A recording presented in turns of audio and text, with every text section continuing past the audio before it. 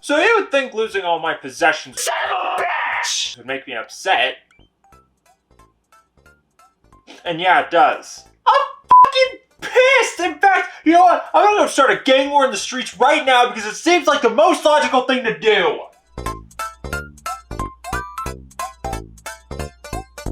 Actually, this reminds me of something. Do you know what the main job of a company is? It's to make money, by any means necessary. We are Nintendo Ultimate TV Game System. Okay, maybe not by any means necessary, but regardless, a company's ultimate goal is to make money, keep making money, and figure out a way to make more money than the competing companies. And in the world of video games, companies will try anything they can to get people to buy their games and consoles instead of the competitions. I mean, just look at this ad for the Xbox Series X and how it absolutely demolishes Nintendo and Sony. Devastating. Okay, but no. Where's all the pizzazz? Where's the excitement? Where's the shade being thrown? I want to watch two companies rip at each other's throats in a cage match, damn it! Well, you're not going to see anything like that nowadays. In fact, you'll probably see the exact opposite. Which is probably a good thing, but still, you can't deny the entertainment of a good old-fashioned rivalry. And the most famous of such rivalries just so happens to be between the most recognizable game company ever and the butt of every joke in the industry. Nintendo vs. Sega was hands down one of the most exciting battles between two video game companies the world has ever seen. And looking back on it, there's truly nothing that compares to it. It's one of the most interesting stories in the entire history of video games. So let me set the stage. It's 1983 in America, and Atari has just pissed out of the gaming landscape, and on their way, they've decided to bring the entire video game market with them, and now, no self-respecting American wants to even think of a video game. This isn't great news for Nintendo, who, hot off the trails of their massively popular Famicom in Japan, really wants to launch their console in America. So they come up with a plan. If no one in America wants to buy video games anymore, how about we just gaslight everyone in the country into buying video games? Enter stage right Rob, the robotic operating buddy, whose sole purpose was to tell everybody, hey everyone, look at what a cool toy I am! Buy this definitely not a video game console because it's actually a toy! Nope! No video games here because that would be absolutely preposterous! How in all the f*** did that work? It doesn't matter. What's important is that now Nintendo is on top. Everywhere. That's not to say there wasn't any competition, but there was absolutely no competition. No one could even hold a candle to Nintendo. They had the entire market cornered. And after people started buying the NES, Nintendo could stop lying to them and just market the thing as what it truly was the whole time. A video game console. What?! The NES sold so well over any of its competitors because the games were there. There was legitimately any style of game on this thing. Platformers, adventure games, shoot 'em up, puzzle games, and even some stuff that belongs in a dumpster fire. The NES had it all. Plus, people trusted the Nintendo brand, even after they straight up lied to their face about what they were selling. It didn't matter. People knew they were in for a quality time with Nintendo products. And nobody trusted Atari after essentially ruining video games, and nobody even knew who this CJ guy was. Hey, yeah, who is that guy? A couple of doors down, a small company called Sega has a dream to be a key player in the video game market. They had dabbled in video games before with their SG-1000, but the success of Nintendo filled them with jealousy and envy. So they decide they want to try again and make another video game console to rival Nintendo's Famicom and NES. It's released in Japan as the Sega Mark III, as it was the third revision of the SG-1000, and in Europe and North America, it was released as the Sega Master System, a bit of a jab at Nintendo how they renamed their console. Yeah, you see that guy over there? Yeah, that's just the Nintendo Entertainment System. We at Sega have the Master... Well, you can't win them all. I mean, 10 million ain't bad. Okay, it's not really great, but it is enough to not be on this list of video game hardware failures on Wikipedia. So it's back to the drawing board for Sega. Meanwhile at Nintendo... yeah, they're fine. But we're about to launch into the 4th generation of consoles, which means better graphics, better sound, better games, pretty much better everything, and leading the charge is... Wait, Sega? What the hell? Actually, in all fairness, the first console of Gen 4 was the TurboGrafx-16, but it... So, here comes Sega with their revolutionary new 16-bit console, something no one's ever seen before, But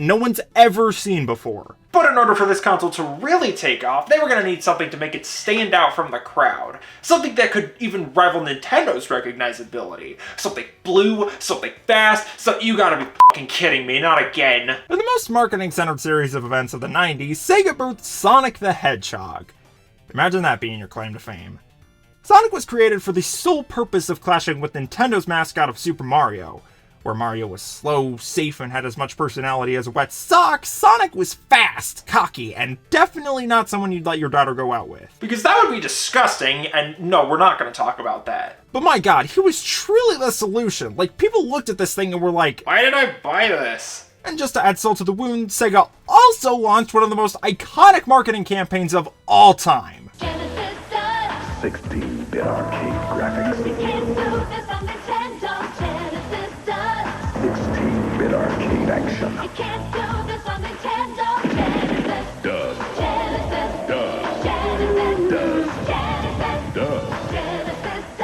16-bit arcade hits. What Nintendo don't? Buy this! The Genesis Does commercials were on another level marketing-wise. I mean, I'm watching these 30 years later, and even I'm like, shit, man, I want to buy a Genesis. On top of that, Sega got a couple years head start on Nintendo. The Genesis released as the Mega Drive, again, with the not staying consistent with the console's names, in Japan in 1988 and North America in 1989, which means it directly competed with the NES for a little bit. And when your games looked like this, and the competition looked like this, then you're going to win a lot of people over. So Nintendo had their work cut out for them. For the first time ever, they were facing true competition. Sega posed a real threat to their, what was essentially a monopoly on the video game industry. So what did they do? Well, in this envelope right here, I've got the answer to Nintendo's successful strategy to take down Sega. And there's nothing in here. Nintendo made the jump to 16-bit graphics with the Super Nintendo Entertainment System in 1990, which put Sega and Nintendo back on an equal playing ground graphically. But beyond that, they didn't really change up their strategy a whole lot from what they'd been doing. See, I think the biggest aspect of the whole Nintendo versus Sega thing in the 90s that not many people realize or pay attention to was that Sega was really doing all the fighting. Half the commercials for the Genesis find some way to shit on Nintendo, but Nintendo never really shit back. Wait, what? I mean, yeah, there's this commercial for Donkey Kong Country that makes a point about how it's not on a Sega console, but other than that, Nintendo's commercials were more about just making the Super Nintendo seem as cool as possible. And sure, in the 90s that looked like... But there were never really any jabs at Sega specifically. It was always about saying, look how cool our games are, you want to buy your console now, right? They never really felt the need to say anything like, Sega? More like, lame. Gah. In spite of this, Sega kept pushing, and in their defense, it did work. And also in their defense, they did have the games library to back up all the slander they were throwing out. I mean, the Genesis was even outselling the SNES in 1992. It was seen as the cooler and more mature option compared to what Nintendo was offering. The Genesis is arguably the console that defined the fourth generation. And then Sega got cocky. Like, irresponsibly cocky. And they got cocky way too quickly. There was a good 3 to 4 years where Sega was riding high. I'm sure it felt like they were on top, king of the world. I mean, the first true threat to Nintendo? Who does that? There's nothing that could possibly stand in their way. And so they made a lot of questionable to straight up bad decisions. The first of which was the Sega Cd, which released December 1991 in Japan, October 1992 in North America, and April 1993 everywhere else. The Sega CD was an add-on to the Genesis. You would hook it up and it would give you the ability to play CD-based games on your Genesis. A seemingly great idea on paper, but when you actually start to think about it for more than 3 seconds, cracks start to form. People are going to need a Genesis to access this thing's library. Now sure, everyone and their mother has a Genesis, but what about the people who don't? What about the people who don't get it? You're telling me there's this brand new game console, but I need another game console to play it? and it's the same price as a new console, why the hell would I buy this thing? I mean, it did end up selling 2 million units, but I mean, considering the Genesis itself sold 30 million, never mind, that's not a point in the CD's favor. Also, the games just weren't here like they were on the Genesis. You look up the most popular Sega CD games, and you'll see Sonic CD, Night Trap, and a bunch of games you've never even heard of before. That says nothing about these games' quality, but when they're stranded on an add-on nobody cares about, and they don't have that wow factor that really grabs people's attention, then you're really setting yourself up for failure. So let's do it again! In late 1994, the Sega 32X fell down 13 flights of stairs and landed on store shelves. This allowed people access to another new and exclusive library of a whopping 40 games. That's it! You have Virtua Fighter, you have Doom, you have a Sonic game that doesn't even have Sonic in it, you have a bunch of ports of arcade games, you have it going for $160, you have 800,000 units sold. At least it outsold Nintendo's Virtual Boy. Speaking of which, Across the hall at Nintendo, I mean, they were coasting. It was smash hit after smash hit with them. Super Mario World, A Link to the Past, Super Metroid, F-Zero, Star Fox, Earthbound, etc., etc. They were firing on all cylinders, and it came off like they were barely even trying. But, I mean, it might be time to start wrapping things up in the 4th generation of consoles, don't you think? I mean, isn't it time for the next big leap forward in gaming? No. In 1994, the 5th generation of consoles was making its debut, and at the forefront of it all was true 3D graphics. It was the most obvious next step. I mean, tons of games were experimenting with 3D when they could barely even do it, and probably shouldn't have, so I mean, it might as well commit to it, right? And just like last time, there were consoles that released earlier that were technically part of this generation, but guys, you should really stop trying. It's clearly not working out for you. Oh my god, the 3DO was $700, which in 2022 would be $30.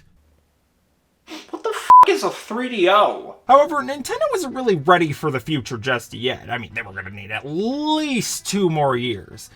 But in the meantime, they wanted to pump something out to tide fans over.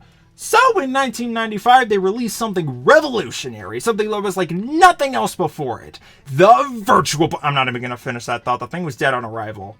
770,000 units sold. That is hopelessly pathetic. But it doesn't really matter, it was just a side project anyways. Nintendo's true next-gen project would come the following year and would be absolutely Hey, what's Sega been up to?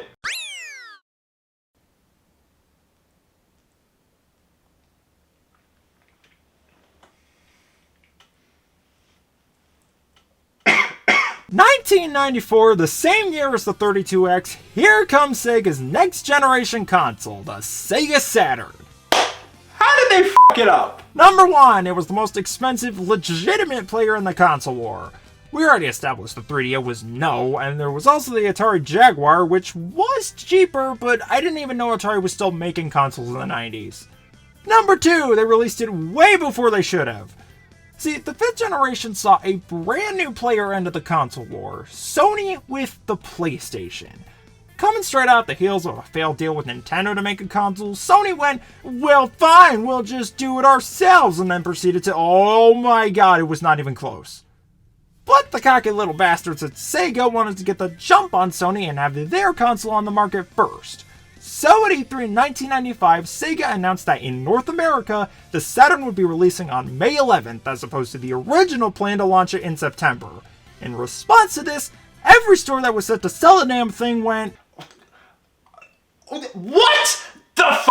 Literally nobody was ready for this. The stores weren't ready, a lot of developers weren't ready, so the thing had barely any games at launch. Hell, not even Sega of America was ready. They were still planning to release the Saturn in September, but Sega of Japan made the last-second decision to get it out in May just so they could get a couple-month head start on PlayStation.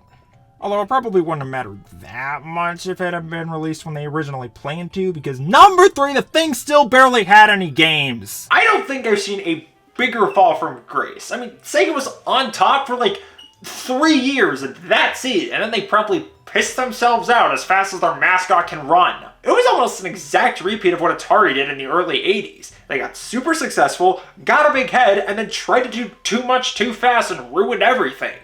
The only difference is that this time there were other stronger players in the field that could sort of cushion Sega's blow so the entire video game market wouldn't be destroyed again. Meanwhile, on Nintendo, the new Nintendo 64 is able to more than triple what the Saturn sold. That's not really saying much in comparison to the new kid in town, but still, Nintendo was able to sell a moderately successful console with a pretty decent library of games. So, what's next for these two? Well, on its last legs, bleeding out and gasping for air, Sega decided to try and take one more crack at the console market, ringing in the new generation with the Dreamcast in 1999. It was discontinued after 3 years. I know there are a lot of people that look back fondly on the Dreamcast and love a lot of its library, and Sega definitely tried to get the thing off the ground, but it was clear they had lost their touch, and it was time for them to bow out of the console market. Especially considering Microsoft was also joining in this generation with the Xbox, and with more compelling exclusives and 4 different consoles just being too damn many, Sega officially downgraded themselves to software-only developers. Meanwhile, Nintendo had run into a similar issue they had with the Nintendo 64. The GameCube was underpowered and just lacked the appeal that its competitors had, and as a result, ended up just underperforming the Xbox and vastly underperforming Sony's offering of literally the best-selling console of all time! And that pretty much sums up the story of Sega and Nintendo. What started as a fierce rivalry between two very competent companies very quickly escalated into a story about the dangers of an inflated ego. It really makes you wonder how different things would be nowadays if Sega didn't make so many detrimental mistakes back to back.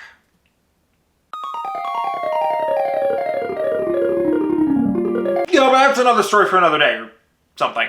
But as it stands now, Sega has been happily developing games for each of its what were once competitors' consoles. Hell, almost immediately after they announced the discontinuation of the Dreamcast, they began porting what would have been exclusives to the PlayStation 2 and GameCube, and even started developing games for the Game Boy Advance. And of course there's Mario, the longtime bitter rival to Sonic. These once sworn enemies would eventually make peace. Sonic would get added to Super Smash Bros. Brawl, and Mario would invite Sonic and his friends to go to the Olympics with him, essentially serving as the final nail in the coffin to this very short, age-old feud. Or was it? See, I would make the argument that this rivalry is still kicking to this very day,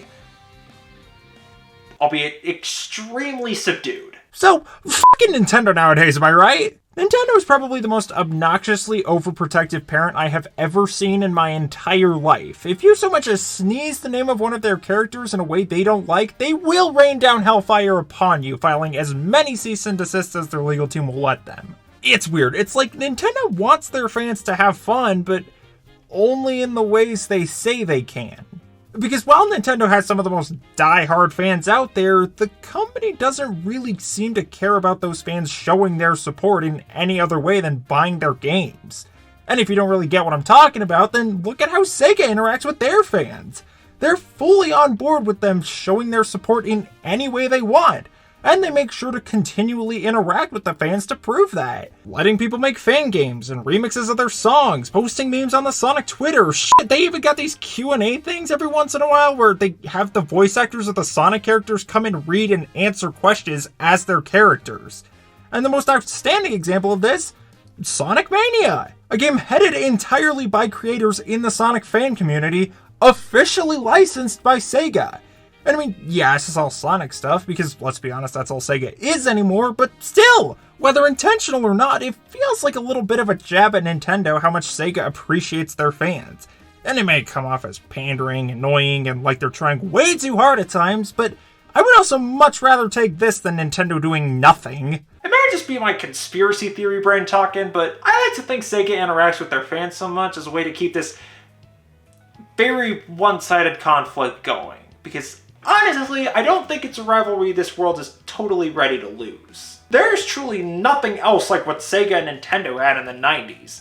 Sure, you could make the argument that PlayStation and Xbox have that, but that's really just more of the fans that have nothing better to do screaming at each other over the internet than something between the actual companies. It's a fascinating thing to look into because there's just nothing else like it. I mean, I wasn't even alive when it happened, and even just looking back on it gets me excited. So I feel like Sega might be trying to keep some of that magic alive, albeit in a much more toned down and playful way, because honestly, why wouldn't they? When the battle was at its most intense, the company was at its peak.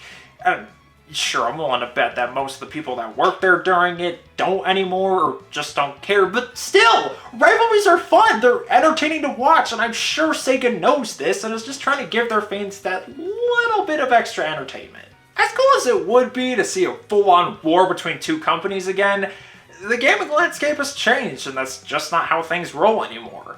Whether that's a good or a bad thing, I'll let you be the judge of that. In terms of my rivalry with the people who robbed me of all my possessions,